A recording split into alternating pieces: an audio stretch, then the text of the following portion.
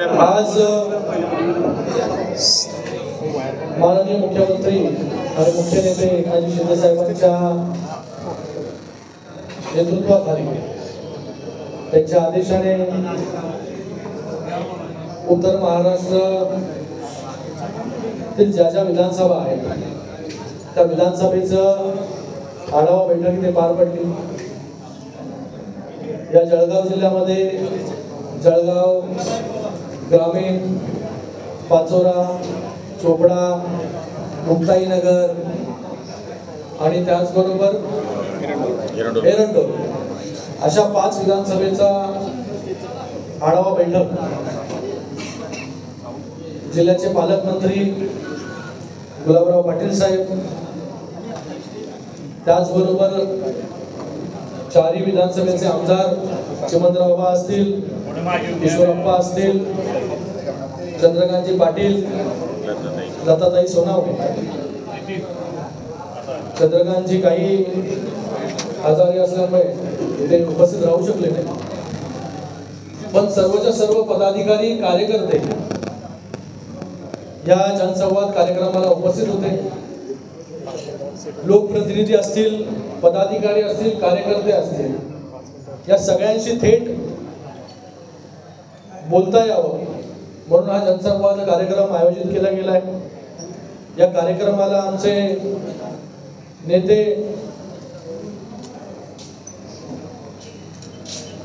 पक्षाचे भाऊ चौधरी असतील, त्याचबरोबर पूर्वेशी सरनाईक असतील, युवासेनेचे कार्याध्यक्ष, सर्वच्या सर्व आणि निर्मम साहेब असतील। हा आढावा बैठकीचा कार्यक्रम की कशा प्रकारे त्या विधानसभेमध्ये कामं चालू आहेत, विकासात्मक कामं असतील, लाडकी बहीण योजना असेल, लेक लाडकी योजना असेल, त्याचबरोबर युवा कार्य प्रशिक्षण योजना असेल, संघटनात्मक बांधणी असेल, युवा सेना आहे, अंगीकृत संघटना आहे, या सगळ्यांवरती चर्चा, सविस्तर चर्चा या प्रत्येक विधानसभा निहाय झाली। चर्चा करत असताना या विधानसभेमध्ये बांधणी ही शिवसेनेची खूप चांगल्या प्रकारे आहे। 5ही विधानसभेमध्ये चांगल्या प्रकारे लाडकी बहीण योजनेचे लाभार्थी प्रत्येक विधानसभेमध्ये बनवले गेलेले आहेत। गुलाबराव पाटील साहेबांच्याच मतदारसंघामध्ये 90,000पेक्षा जास्त लाभार्थी आहेत। अशा सगळ्याच विधानसभेमध्ये कुठे 70,000, कुठे 60,000, कुठे 80,000 असे सर्व लाभार्थी तयार केले गेलेत आणि लाभार्थ्यांना लाभ देखील मिळालेला आहे। सरकारची एक महत्त्वाकांक्षी योजना म्हणून लाडकी बहीण योजना इथे माननीय मुख्यमंत्री असतील, उपमुख्यमंत्री मोदी असतील, दोघंही यांच्या नेतृत्वाखाली आणली गेली आणि त्याला चांगला प्रतिसाद जो आहे हा लोकांकडून, महिलांकडून, भगिनींकडून मिळाला। रोज लाखो रजिस्ट्रेशन जे आहेत पूर्ण महाराष्ट्रभर होतात। आजपर्यंत 1,20,00,000 म्हणजे 15 ऑगस्ट पर्यंत 1,20,00,000 महिलांना लाभ मिळाला आणि त्याची डेडलाईन आता देखील वाढवलेली आहे 30 सप्टेंबर पर्यंत। तेव्हा देखील त्याच्यापेक्षा जास्त लाभार्थी येणाऱ्या काळामध्ये तयार होतील।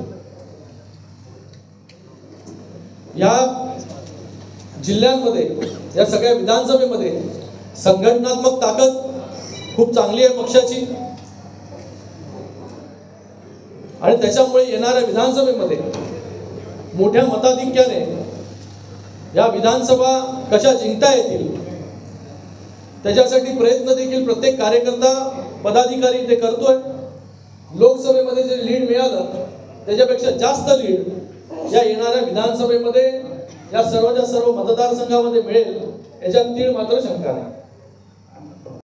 काय चर्चा करण्यात आली, कार्यकर्त्यांची काय मतं जाणून घेण्यात आली आणि नेमकं तुम्हाला मेसेज काय द्यायचा आहे कार्यकर्त्यांपर्यंत? तुम्हाला मी ते सांगितलं की कार्यकर्त्यांबरोबर जे आहे की प्रत्येक कार्यकर्त्याशी बोलता आलं, त्याच्या भावना त्यांनी तिथे व्यक्त केल्या की बाबा कशा प्रकारे आजपर्यंत विधानसभेमध्ये काम चालू आहे, अजून कुठल्या गोष्टी केल्या विकासात्मक तर त्याचा परिणाम अजून चांगला जो आहे मतदारसंघावरती येईल. या सगळ्या गोष्टी घेऊन माननीय मुख्यमंत्री महोदयांपर्यंत हा सगळा मेसेज जो आहे हा आम्ही देणार आहोत. आणि त्याच्यामध्ये जास्तीत जास्त म्हणजे या विधानसभेमध्ये आता या जिल्ह्यामध्ये या 5ही विधानसभेमध्ये मला वाटतं रेकॉर्ड तोड कामं आणि निधी हा आणण्यामध्ये हे सगळेचे सगळे आमदार असतील, मंत्री असतील, हे यशस्वी झालेले आहेत. अजून त्याच्यामध्ये काही राहिले असतील उणिवा तर त्या देखील येणाऱ्या काळामध्ये या 2 महिन्यांमध्ये कशा भरून निघतील याच्यासाठी आमचा प्रयत्न असेल. लोकसभा निवडणूक म्हणजे आता ज्या निवडणुका झाल्या तर त्या निवडणुकांमध्ये शिवसेनेने भाजपला साथ दिलेली आहे. जळगाव जिल्ह्याचा एक इतिहास राहिलेला आहे की जेव्हा जेव्हा विधानसभेच्या निवडणुका होता तेव्हा भाजप त्यांचे बंडखोर उभे करतात शिवसेनेच्या उमेदवारांसमोर. तर नेमका याचा सामना आता कसा केला जाणार? मला वाटतं तिन्ही पक्ष शिवसेना, भारतीय जनता पार्टी आणि राष्ट्रवादी काँग्रेस पार्टी हे तिन्ही नेते एकत्र काम करतायत. आपण पाहताय की विविध कार्यक्रमाच्या निमित्ताने तिन्ही नेते एकत्र मिळून या महाराष्ट्रामध्ये काम करताना आपल्याला दिसत आहेत. लाडकी बहीण योजनेच्या माध्यमाने एकत्र ते काम करतायत, सगळे कार्यकर्ते एकत्र काम करतात. आणि मला वाटतं विधानसभेमध्ये देखील सर्वच्या सर्व तिन्ही पक्ष जो कोणाचा उमेदवार असेल त्याला बाकी 2 पक्ष पूर्णपणे सहकार्य आणि मदत करून कसा निवडून येईल याच्यासाठी पूर्ण ताकदीने जसं लोकसभेमध्ये एकत्र मिळून काम केलं तसं विधानसभेमध्ये देखील एकत्र मिळून तिन्ही पक्ष काम करतील आणि प्रत्येक उमेदवार जो आहे तो निवडून आणेल. तर अमोल शिंदे जे आहेत ते आता तयारी करतायत म्हणजे ज्या ज्या ठिकाणी शिंदे बघा मी तुम्हाला सांगितलं की हा प्रत्येक विधानसभेमध्ये बंडखोरी होणार नाही याची दक्षता जी आहे हे वरिष्ठ नेतृत्व हे नक्की त्या ठिकाणी घेतील. प्रत्येकाला इच्छा असते की बाबा मी विधानसभेमध्ये उमेदवार झालो पाहिजे, विधानसभा मी लढली पाहिजे. प्रत्येक पक्षाला वाटत असतं की माझी ताकद जी आहे ती इथे वाढलेली आहे, मी देखील आमदार होऊ शकतो. पक्षाला वाटत असतं माझे देखील आमदार वाढू शकतात. तर त्या दृष्टिकोनातून सगळे प्रयत्न करत असतात. पण मला वाटतं आता वरच्या नेतृत्वाला सगळ्या गोष्टी क्लिअर आहेत. जागा वाटपाचा आपण विचारता मला वाटतं त्या देखील गोष्टी वरिष्ठ पातळीवरती सुरू आहेत. त्यांच्या बोलणी लवकरात लवकर जागा वाटप देखील निश्चित होईल. आणि प्रत्येक ठिकाणी उमेदवार जो दिला जाईल महायुतीचा हा कसा निवडून येईल याच्यावरती पूर्णपणे काम प्रत्येक कार्यकर्ता जो आहे प्रत्येक पक्षाचा करेल. आता फ्युचर कुठे विचारता मला, मी कुठे भविष्यवाणी नाही करू शकत तुम्हाला. बघा मला वाटतं आम्ही लहान कार्यकर्ते आहोत. या सगळ्या गोष्टीचा चर्चा उत्तर मला वाटतं वरिष्ठ पातळीवरती या सगळ्या गोष्टींचा जो विचार करूनच हे सगळे तिन्ही पक्ष आम्ही एकत्र आलो.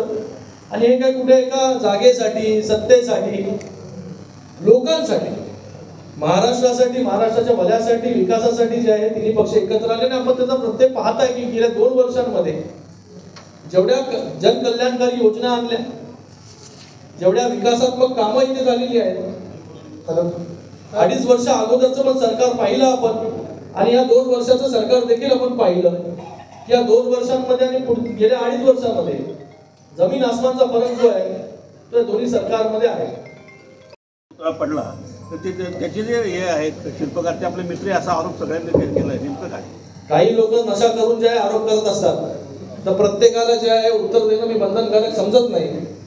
त्याच्यावरती कमिटी आणि त्याच्यावरती इन्क्वायरी जी बसलेली आहे आणि त्याच्यामध्ये जो कोणी दोषी असेल, ज्याचे कोणाचे संबंध असतील,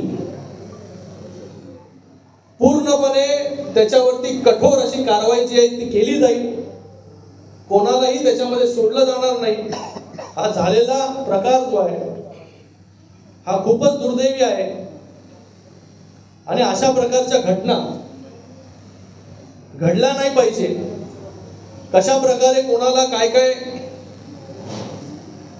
तिथे परिस्थिती निर्माण झाली, का हा प्रकार घडला याची सखोल चौकशी जी आहे मला वाटतं नौदल आणि महाराष्ट्र सरकार हे करत आहे. पुन्हा असे प्रकार होणार नाही याची पूर्णपणे दक्षता जी आहे, खबरदारी जी आहे ती महाराष्ट्र सरकार घेईल. आणि त्याचबरोबर माननीय मुख्यमंत्री मोदयांनी हे देखील सांगितलेलं आहे की तिथे पुन्हा नौदल आणि महाराष्ट्र सरकारच्या वतीने छत्रपती शिवाजी महाराजांचा मोठा असा पुतळा जो आहे तो तिथे लवकरात लवकर कसा उभारला जाईल, त्याच्यासाठी महाराष्ट्र सरकार जे आहे हे नौदलाबरोबर पूर्णपणे सहकार्य करून त्या ठिकाणी काम करेल. आणि मला वाटतं प्रत्येक गोष्टीचं राजकारण करायचं ऑपोजिशनने ठरवलेलं आहे की कुठलाही प्रकार घडला तर त्याच्या मागे पूर्णपणे राजकारण करायचं, त्याला एक वेगळं वळण लावायचं. कारण की लाडकी बहीण योजना ही एवढी सुपर डुपर हिट योजना झालेली आहे की लाडकी बहीण योजनेला घाबरून प्रत्येक गोष्टीमध्ये लाडकी बहीण आणण्याचं काम हे विरोधक इथे करतायत. कारण की त्यांना आता माहिती आहे की ज्या प्रकारे माननीय मुख्यमंत्री असतील, उपमुख्यमंत्री महोदय असतील यांच्या नेतृत्वाखाली गेल्या 2 वर्षांमध्ये ज्या प्रकारे या महाराष्ट्रामध्ये कामं झाली, विकासात्मक कामं झाली आणि त्याचबरोबर या विकासात्मक कामांबरोबर आता कल्याणकारी योजना देखील इथे आणण्याचं काम सरकारच्या माध्यमाने झालं. म्हणून सरकारला फक्त आणि फक्त बदनाम करण्याचं काम विरोधकांकडून चालू आहे. प्रत्येक गोष्टीला एक वेगळं वळण आणि प्रत्येक गोष्टीमध्ये राजकारण करण्याचं काम हे विरोधकांचं चालू आहे. आणि मला वाटतं ते पूर्ण त्यांना आता माहिती पडलेलं आहे की भविष्यामध्ये त्यांना काय दिसतंय तिथे, की बाबा कशा प्रकारे लोक कोणाबरोबर लोकसभेमध्ये आणि आता विधानसभेमध्ये उभे राहतील.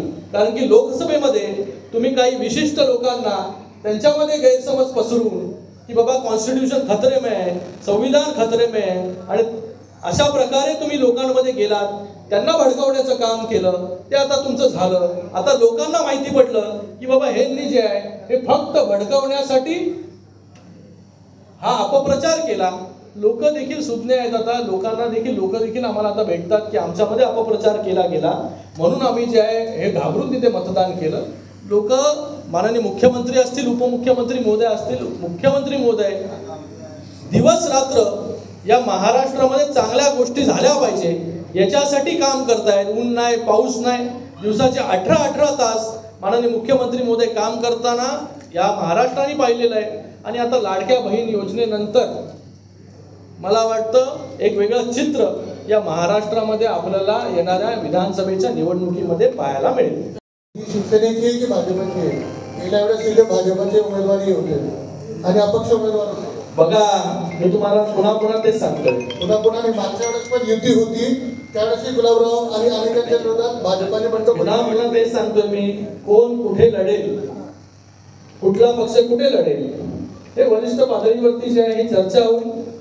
जो जिथे निवडून येईल, विनेबल क्रायटेरिया असणार आहे, जो जिथे निवडून येणार तिथे मला वाटतं जे आहे वरिष्ठ पातळीवरचे सगळे नेते एकत्र बसतील, चर्चा करतील आणि कोण किती जागा लढवेल याच्यावरती निर्णय घेतील. शिंदे साहेब, शिवसेनेत फूट पडल्यानंतर पहिलीच विधानसभेला आपण सामोरे जातो आहोत.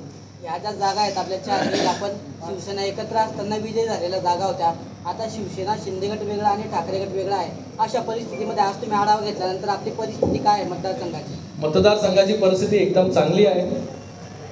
लोकसभेमध्ये या मतदारसंघांमध्ये ज्या मतदारसंघाचा आज आढावा झाला त्या मतदारसंघामध्ये जेवढं लीड आहे त्याच्यापेक्षा जास्त लीड या विधानसभेमध्ये मिळेल एवढं आजच्या या आढावा बैठकीमधून मला दिसून आलं. कारण की संघटनात्मक बांधणी ही खूप स्ट्रॉंग आहे इथे.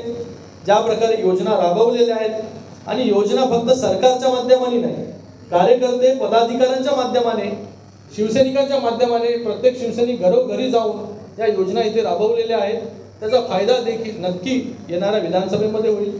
आणि आपण पाहिलं की लोकसभेमध्ये स्ट्राईक रेट जे आहे हे खऱ्या शिवसेनेचं जे आहे हे जास्त होतं. सगळ्यात चांगलं स्ट्राईक रेट जे आहे हे माननीय मुख्यमंत्री एकनाथजी शिंदे साहेबांच्या नेतृत्वाखाली या लोकसभेमध्ये मिळालं. त्याच्यापेक्षा जास्त जागा देखील निवडून आल्या असत्या, पण त्याची उणीव जी आहे ही या विधानसभेमध्ये आम्ही भरून काढू.